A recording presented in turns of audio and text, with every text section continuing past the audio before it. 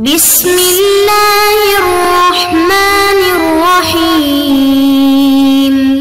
اعوذ باللہ من الشیطان اللعین الرجیم بسم اللہ الرحمن الرحیم طلاب کرام السلام علیکم ورحمۃ اللہ وبرکاتہ۔ امید ہے آپ سب خیر عافیت کے ساتھ ہوں گے۔ فرائض الاصول رسائل حصہ سوم سبق نمبر 33 مستصحب کی دلیل کے اعتبار سے استصحاب کی تیسری تقسیم حصہ بے۔ استصحاب کے بنیادی تقسیمات کے بارے میں ہماری گفتگو جاری ہے۔ ان میں سے دوسری تقسیم مستصحب کی دلیل کے اعتبار سے ہوتی ہے، تو مستصحب پر دلالت کرنے والی دلیل کے اعتبار سے 3 تقسیمات ہیں۔ ان میں سے تیسری تقسیم مستصحب پر دلالت کرنے والی دلیل حکم کے استمرار پر دلالت کرنے یا نہ کرنے کے اعتبار سے ہوتی ہے، اور اس سلسلے کی آج آخری گفتگو ہے۔ صاحب کتاب کی طرف سے فاضل جواد اور صاحب معالم کے خیال کی تائید۔ جناب فاضل جواد اور صاحب معالم نے محقق حلی کے بارے میں خیال کیا تھا کہ محقق حلی بطور مطلق استصحاب کو انکار کرنے والوں میں سے شمار ہوتے ہیں، کیونکہ محقق حلی کا قول یہ تھا کہ شک رافی میں استصحاب حجت ہے، شک مقتضی والی صورت میں استصحاب حجت نہیں ہے۔ تو صاحب معالم اور فاضل جواد کا کہنا ہے کہ شک رافی والی صورت تو محل نزاع سے خارج ہے، اس میں تمام علماء بالاتفاق حجت مانتے ہیں، اور محل نزاع شک مقتضی والی صورت ہے، اور چونکہ محقق حلی نے محل نزاع میں استصحاب کا انکار کیا، لہذا محقق حلی استصحاب کے منکرین میں سے شمار ہوتے ہیں۔ تو جناب شیخ صاحب کتاب نے پہلے ان کے خیال کی تائید کی ہے، ان کے خیال بعید نظر نہیں آتا۔ جناب شیخ پہلے فرماتے ہیں جب ہم استصحاب کے منکرین کے استدلال کو مد نظر رکھتے ہیں تو محقق حلی کے بارے میں فاضل جواد اور صاحب معالم کا خیال بعید نظر نہیں آتا ہے، کیونکہ انہوں نے استصحاب کی حجت کو نفی کرنے کے لیے یوں استدلال کیا ہے کہ حکم سابق پر دلالت کرنے والی دلیل زمان لاحق کے حکم پر دلالت کرنے کے لحاظ سے محمل اور خاموش ہے۔ اس سے پتہ چلتا ہے کہ محل نزاع فقط شک مقتضی والی صورت ہے، وگرنہ شک رافی کی صورت میں دلیل زمان لاحق کے بارے میں خاموش نہیں ہے۔ جناب شیخ فرماتے ہیں اگر ہم استصحاب کے منکرین کے استدلال کو دیکھتے ہیں تو استصحاب کے انکار کرنے والوں نے کہا ہے کہ حکم سابق پر دلالت کرنے والی دلیل اس حکم کے بقا پر دلالت کرنے کے لحاظ سے محمل اور خاموش ہے، لہذا ہم استصحاب نہیں کر سکتے ہیں۔ تو اس استدلال سے پتہ چلتا ہے کہ یہ مورد شک مقتضی والی صورت ہے، کیونکہ شک کے رافی میں حکم سابق پر دلالت کرنے والی دلیل زمان لاحق کے سلسلے میں خاموش اور محمل نہیں ہوتا۔ لہذا معلوم ہوتا ہے کہ محل نزاع شک مقتضی والی صورت ہے، اور شک مقتضی والی صورت میں محقق حلی نے استصحاب کا انکار کیا، تو محقق حلی استصحاب کے منکرین میں سے شمار ہونا چاہیے۔ تو یہی بات فاضل جواد اور صاحب معالم کی ہے کہ انہوں نے بھی یہی خیال کیا ہے، تو یہ خیال 100% غلط نہیں ہے، ممکن ہے یہ درست ہو۔ جناب شیخ کی طرف سے فاضل جواد اور صاحب معالم کی غلط فہمی کا ازالہ۔ پہلے تو جناب شیخ نے فاضل جواد اور صاحب معالم کے خیال اور ان کی تصور کو درست مان لیا، اس کی تائید کی کچھ حد تک، اس کے بعد اس تائید سے پلٹ جاتے ہیں، کہتے ہیں کہ یہ ان کی غلط فہمی ہے اور ان کی سوچ غلط ہے۔ صاحب کتاب کا کہنا ہے کہ اگر ہم اس مسئلے کے تمام جوانب و اطراف میں غور کرتے ہیں تو پتہ چلتا ہے محل نزاع فقط شک مقتضی کے ساتھ خاص نہیں ہے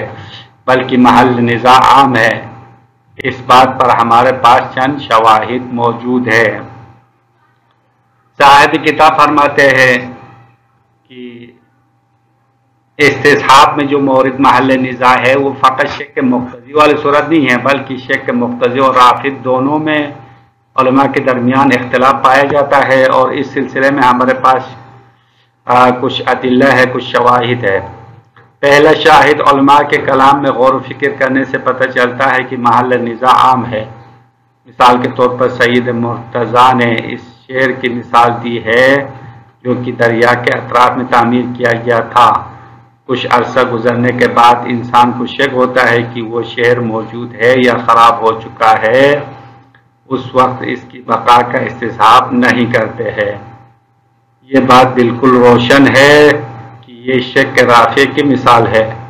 اسی طرح زید نظروں سے غائب ہونے کے کچھ عرصے کے بعد اس کی حیات کا استصحاب کرنا بھی شک رافع کی مثال ہے۔ صاحب کتاب فرماتے ہیں محل نزاع شک رافع اور شک مقتضی دونوں سے عام ہے، یعنی دونوں مورد محل نزاع میں شامل ہے۔ اس کے بارے میں کچھ قرائن اور شواہد ہے۔ ان میں سے ایک یہ ہے کہ اگر ہم استصحاب کے انکار کرنے والے سید مرتضیٰ، ابن زہرہ وغیرہ کے استدلال پر غور کرتے ہیں، ان کی باتوں میں دقت کرتے ہیں، تو پتہ چلتا ہے کہ ان کی نظر میں محل نزاع عام ہے۔ مخصوصاً انہوں نے دو مثالیں دی ہے، اس سے پتہ چلتا ہے کہ محل نزاع شک مقتضی والی صورت نہیں ہے بلکہ دونوں صورتیں ہیں، شک رافع بھی شامل ہے۔ بطور مثال سید مرتضیٰ نے استصحاب کے انکار کرنے کے لیے اس شہر کی مثال دی ہے جو دریا کے اطراف میں تعمیر کیا گیا ہے۔ کچھ عرصہ گزرنے کے بعد اس شہر کے وجود کے بارے میں شک کریں گے تو سید مرتضیٰ فرماتے ہیں یہاں پہ استصحاب نہیں ہو سکتا۔ تو یہ والی مثال شک رافع والی مثال ہے، کیونکہ جب تک کوئی معنی، کوئی رکاوٹ نہ ہو تو شعر کے اندر بقا کا استعداد موجود ہے، اور شعر کے باقی ہونے میں شک ہونے کا مطلب یعنی شک رافع ہے۔ اسی طرح دوسری مثال انہوں نے دیا زید کی حیات کے بارے میں شک ہو، زید کچھ عرصہ گم ہو گیا، اس کے بعد شک کرتے ہیں کہ آیا زید زندہ ہے یا مر گیا ہے، تو زید کی حیات کا استصحاب کرنے کا انہوں نے انکار کیا۔ جو استصحاب کے منکرین ہیں وہ کہتے ہیں زید کی حیات کا استصحاب نہیں کر سکتے ہیں۔ تو زید کی حیات کا استصحاب کرنا اور نہ کرنا بھی شک رافع والی مثال ہے، کیونکہ زید کے لیے اگر کوئی معنی پیش نہ آئے، اس کی زندگی کے لیے کوئی حادثہ پیش نہ آئے تو وہ زندہ رہنے کے استعداد ہے، تو مقتضی موجود ہے، معنی اور رافع کے بارے میں شک ہے۔ تو ان مثالوں سے یہ بات واضح ہے کہ محل نزاع شک مقتضی والی صورت فقط نہیں ہے بلکہ شک رافع بھی شامل ہے۔ محل نزاع شک مقتضی اور شک رافع دونوں سے عام ہونے کا دوسرا اور تیسرا شاہد۔ پہلے شاہد کے بارے میں گفتگو ہو گئی، اب صاحب کتاب فرماتے ہیں اس سلسلے میں دوسرا شاہد مختلف موارد میں علماء کے کلام کا مطالعہ کرنے سے پتہ چلتا ہے کہ محل نزاع عام ہے۔ تیسرا شاہد استصحاب کے ماننے والے اور استصحاب کو نہ ماننے والوں کی طرف سے پیش کردہ ادلہ کو جمع کرنے کا نتیجہ یہ نکلتا ہے کہ محل نزاع عام ہے۔ مثال کے طور پر استصحاب کو ثابت کرنے والوں نے استدلال کیا ہے کہ استصحاب میں مقتضی موجود ہے، معنی مشکوک ہے، لہذا ابقاء کا حکم لگاتے ہیں، اور یہ بات روشن ہے کہ گفتگو شک رافع کے بارے میں ہے۔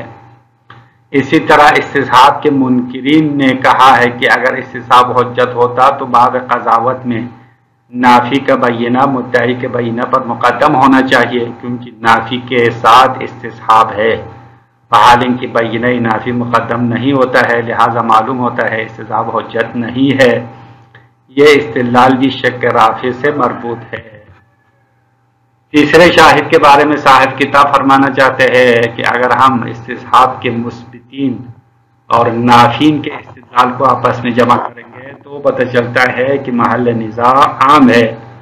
استصحاب کو ثابت کرنے والے مثبتین اور استصحاب کو نہ ماننے والے نافین استصحاب دونوں نے اس طرح ادلہ پیش کیا، اس سے پتہ چلتا ہے کہ محل نزاع شک رافع اور شک مقتضی دونوں کو شامل کرنے والا ہے، فقط شک مقتضی محل نزاع نہیں ہے۔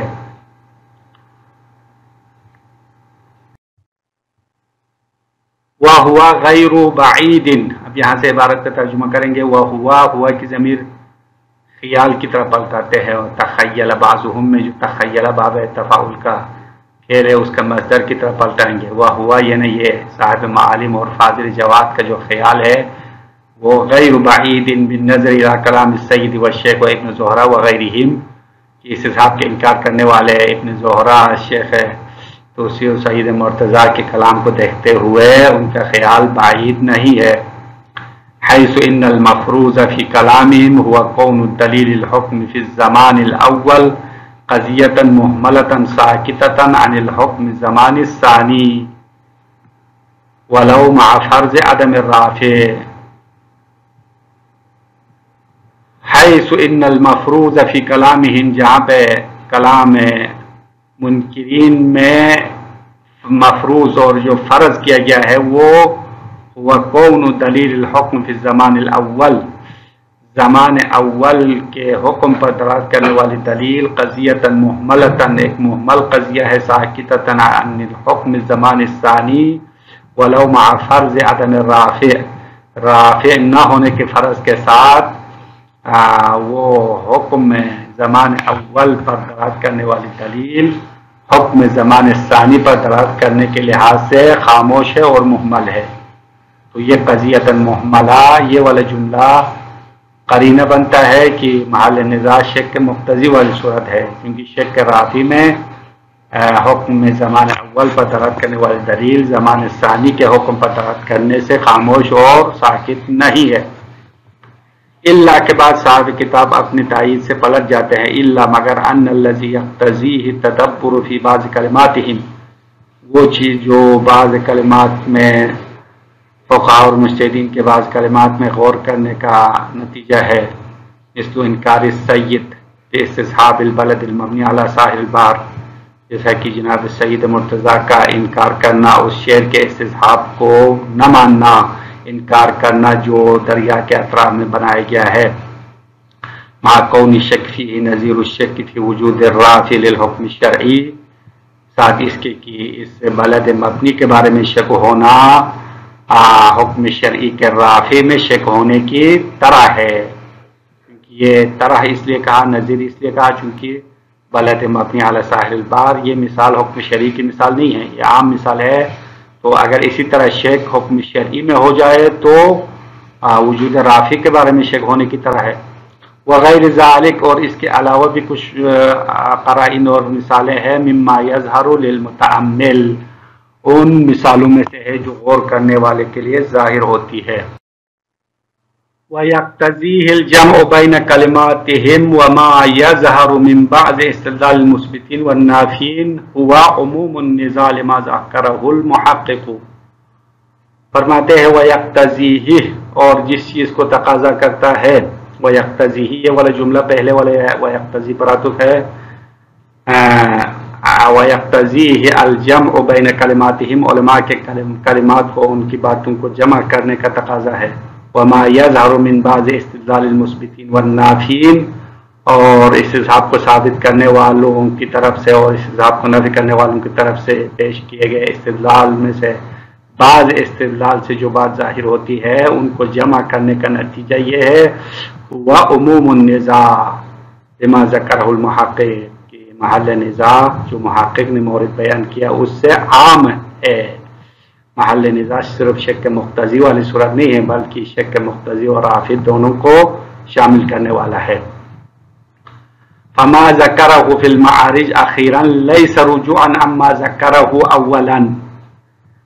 اب یہاں سے ایک اور اشکال ہے جو صاحب معالم نے جناب محقق حلی پر لاگو کیا ہے۔ انہوں نے کہا ہے کہ محقق حلی نے پہلے کتاب معارج میں استصحاب کو مان لیا ہے، استصحاب کے مثبتین میں شامل ہو گیا، جناب شیخ مفید کے ساتھ چلے گئے ہیں، مفید شیخ مفید بھی استصحاب کو ماننے والوں میں سے ہے۔ اس کے بعد اسی کتاب کے بعد والے عبارت میں اس نے ایسی بات کی ہے کہ وہ اپنے پہلی بات سے پلٹ گئے ہیں، یعنی وہ بعد میں استصحاب کے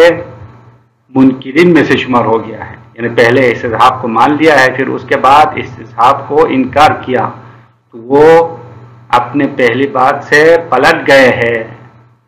یہ اشکال ہے۔ تو اس اشکال کو بھی جناب شیخ رد کرتے ہیں، فرماتے ہیں کہ جو کچھ محقق نے کتاب معارج میں ذکر کیا، فما ذکرہ فی المعارج اخیراً، کتاب معارج میں جو بات والی عبارت میں آخر میں ذکر کیا، لیس رجوعا عما ذکرہ اولا، کہ یہ آخری بات پہلے والی بات سے پلٹنا نہیں ہے، پلٹنا شمار نہیں ہوتا، بل لعلہ بیان لمورد تلک الادلہ، بلکہ شاید محقق نے جو بعد والے عبارت لائے ہے اس کی وجہ یہ ہے کہ بیان لمورد تلک الادلۃ ذکرها لاعتبار الاستصحاب، کہ استصحاب کے معتبر ہونے کے لیے جو ادلہ ذکر کیا ہے ان میں سے ایک مورد بیان کرنا مقصد ہے، وانہا، اور یہ ادلہ استصحاب کو ثابت کرنے والے جو ادلہ ہے، لا تقتضی اعتبارا ازید من مورد، کہ وہ ادلہ ایک مورد سے زیادہ کے معتبر ہونے کا تقاضا نہیں کرتا، یکون الدلیل فیہ مقتضیا للحکم مطلقا ویشک فی رافعہ، کہ وہ ادلہ جو استصحاب کے معتبر ہونے کے لیے قائم کیا ہے وہ ادلہ تقاضا نہیں کرتا ہے ازید من مورد، ایک مورد سے زیادہ معتبر ہونے کا، کہ وہ مورد کیا ہے، یکون الدلیل فیہ مقتضیا للحکم مطلقا، جس میں حکم سابق پر دلالت کرنے والی دلیل حکم کے مقتضی ہو مطلقاً، مطلقاً سے مراد یعنی حکم کو ہمیشہ کے لیے تقاضا کرے، یعنی استمرار پر دلالت کرے ہمیشہ کے لیے، یا مدت ختم ہونے تک دلالت کرے، دونوں میں سے جو بھی ہو، پہلی جو دلیل ہے حکم سابق پر دلالت کرنے والی دلیل حکم کے استمرار پر دلالت کرنے والے ہو، ویشک فی رافعہ، اور اس کے رافعیت میں شک ہو جائے، تو جو ادلہ پیش کیا ان میں سے استصحاب کے معتبر ہونے کے ادلہ صرف اس مورد کے حجیت پر دلالت کرتی ہے، وہ دلیل تو یہاں پہ جناب محقق نے اپنی آخری عبارت میں یوں فرمانا چاہتے ہیں کہ استصحاب کے معتبر ہونے کے لیے جو دلیل پیش کیا ہے، جو ادلہ پیش کیا ہے، وہ ادلہ صرف شک رافع والی صورت کی حجیت پر دلالت کرتی ہے، لیکن شک مقتضی والی صورت پر دلالت نہیں کر رہی ہے، لہذا خود محقق حلی شک مقتضی والی صورت میں استصحاب کی حجیت کا انکار کیا ہے۔ تو اس کا مطلب یہ نہیں ہے کہ محقق حلی مکمل طور پر بطور مطلق استصحاب کے منکرین میں سے ہے، بلکہ جناب محقق حلی استصحاب کے بارے میں مفصلین میں سے ہے، تفصیل دینے والے ہیں، کہ انہوں نے شک مقتضی اور شک رافع میں تفصیل دی ہے، شک رافع میں استصحاب کو مطلقاً حجت مان لیا اور شک مقتضی میں استصحاب کا انکار کیا، تو اس کا مطلب یہ نہیں کہ محقق حلی مکمل طور پر منکرین میں سے شمار ہوتے ہو، یہ غلط فہمی ہے۔ اور یہاں تک تیسری تقسیم کے بارے میں گفتگو مکمل ہو گئی ہے۔ السلام علیکم ورحمۃ اللہ وبرکاتہ۔